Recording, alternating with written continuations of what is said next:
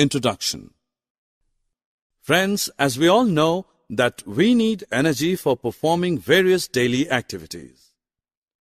We get this energy from the food that we eat.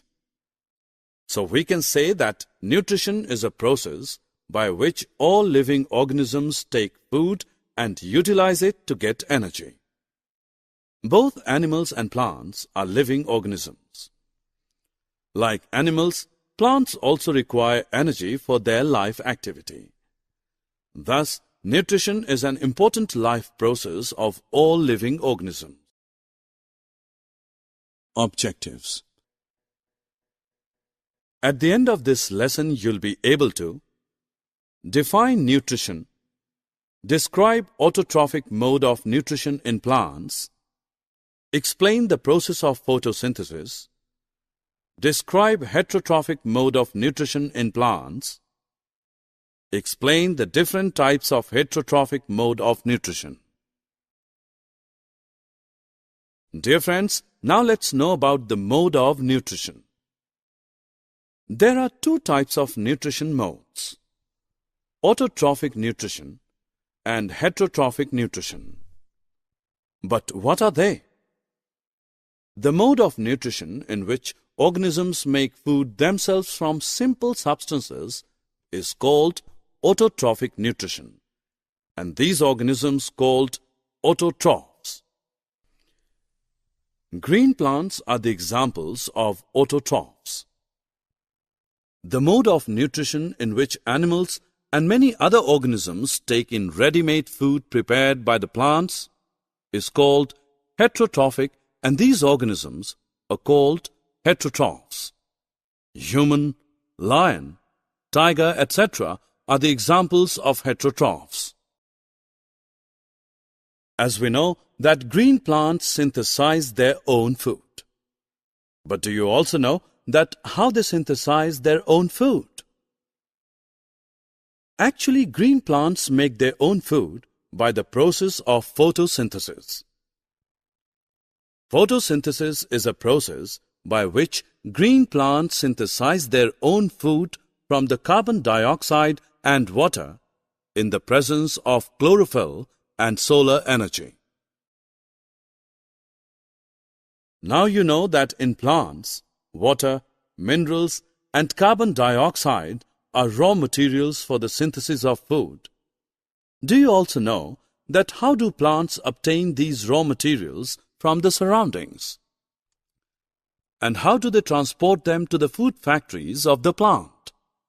Water and dissolved minerals are absorbed directly from the soil through roots and sent to the leaves by the means of many small vessels present in the stem. These vessels run throughout the root, the stem, the branches, and the leaves. They form a continuous path or passage for water and minerals to reach the leaf. Likewise, carbon dioxide from air is taken in through the tiny or small pores present on both surfaces of the leaves. Such pores are called stomata. These pores are surrounded by guard cells.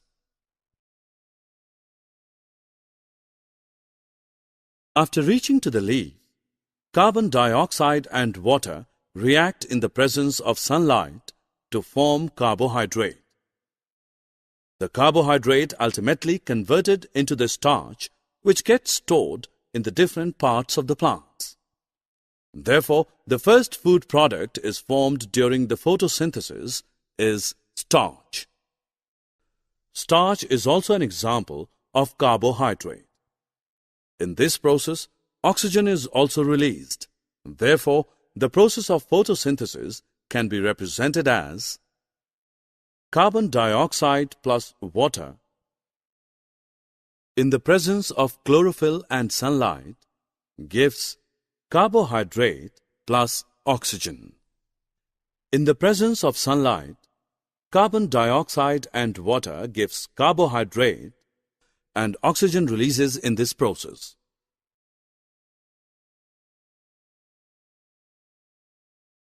Till now we have learnt about the photosynthesis process But now the question is, what is its significance?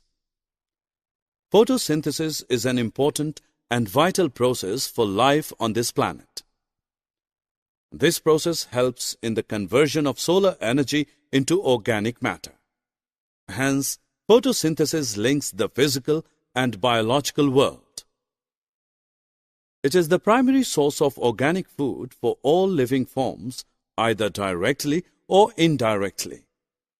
It also helps in purifying air and maintaining the balance of oxygen and carbon dioxide in the ecosystem.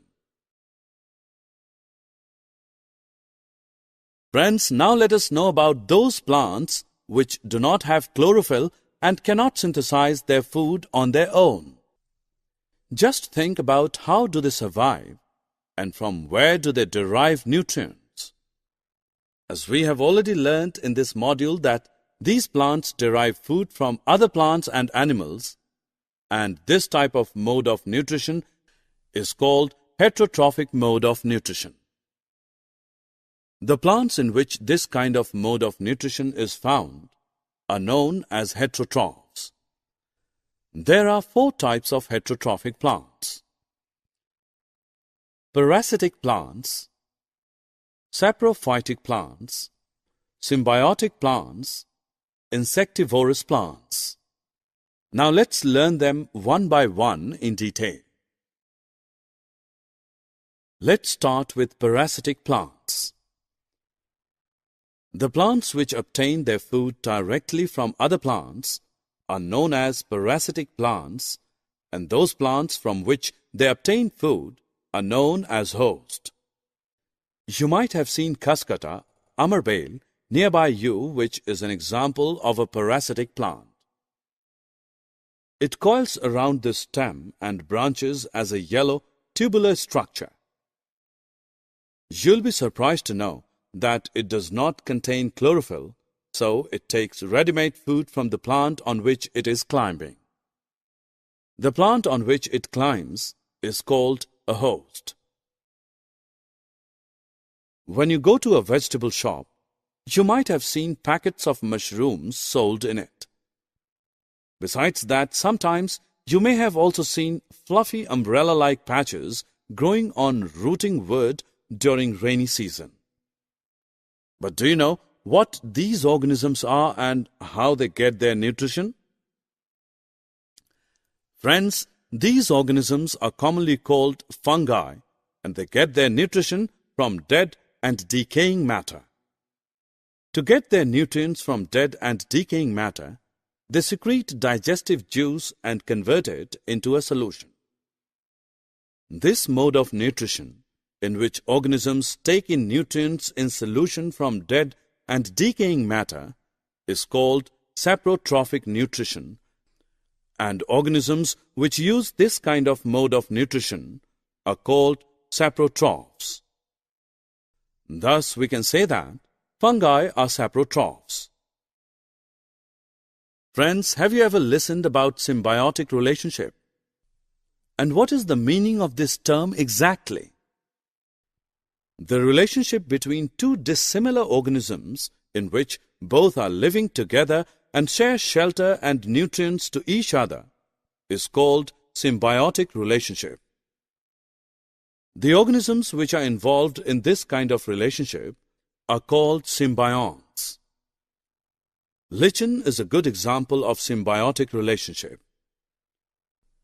Lichen is the association between algae and fungi. In this kind of relationship, algae provide food to fungi, and fungi provide protection, absorbed water and minerals to algae.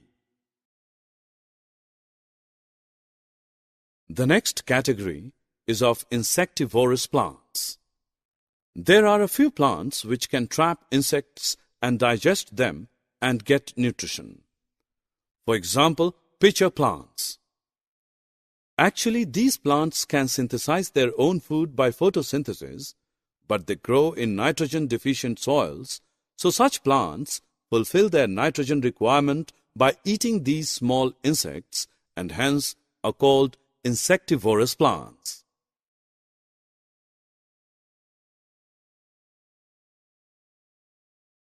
Friends, like us, plants also require a lot of nitrogen to make proteins.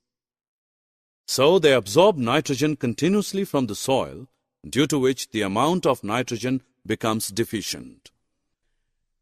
As you all know, that there is 78% of nitrogen present in our atmosphere, but plants cannot use it in the manner directly as they can use carbon dioxide. They require nitrogen in soluble form. The bacterium called Rhizobium can take atmospheric nitrogen and convert it into a soluble form. These bacteria live in the roots of gram, peas, mung beans, and other legumes and provide them with nitrogen. In return, the plants provide food and shelter to the bacteria. Thus, we can say that Rhizobium shows a symbiotic relationship. Summary. Let us summarize what we have learned. The process by which all living organisms take food and utilize it to get energy is called nutrition. Plants obtain their food by two modes, autotrophic and heterotrophic nutrition. In autotrophic mode of nutrition, plants synthesize their own food by the photosynthesis process and are called autotrophs. Photosynthesis is a process by which green plants synthesize their own food from carbon dioxide and water in the presence of chlorophyll and sunlight.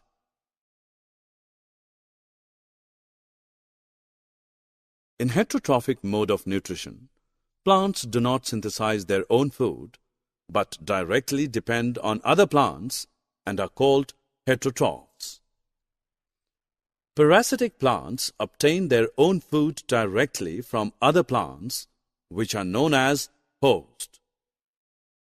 The mode of nutrition in which organisms take in nutrients from dead and decaying matter is called saprophytic nutrition. Lichen is a specific group of plants in which both algae and fungi live together. This is called symbiotic relationship. Insectivorous plants can synthesize their own food, but they fulfill their nitrogen requirement by trapping or eating the small insects. For example, Nepenthes, pitcher plant, Drosera, etc.